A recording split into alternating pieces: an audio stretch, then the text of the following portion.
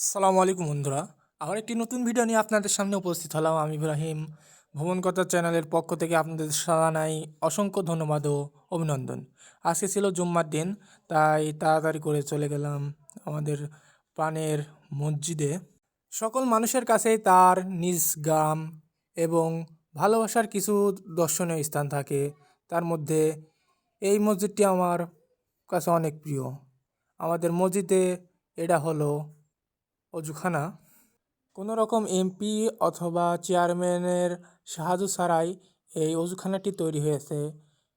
আমি অসংখ্য ধন্যবাদ দিব আমাদের গ্রামের মানুষকে, কারণ তাদের অনুদান ছাড়া হয়তোবা এত সুন্দর অজুখানা তৈরি করা সম্ভব হতো না।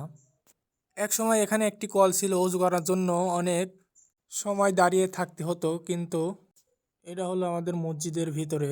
কোনো রকম সরকারি অনুদান ছাড়াই আমাদের মসজিদটি তৈরি হয়েছে। ভিডিওটা কেমন হলো অবশ্যই জানাবেন এবং মুসলমান হলে লাইক কমেন্ট করে পাশে থাকবেন। ধন্যবাদ।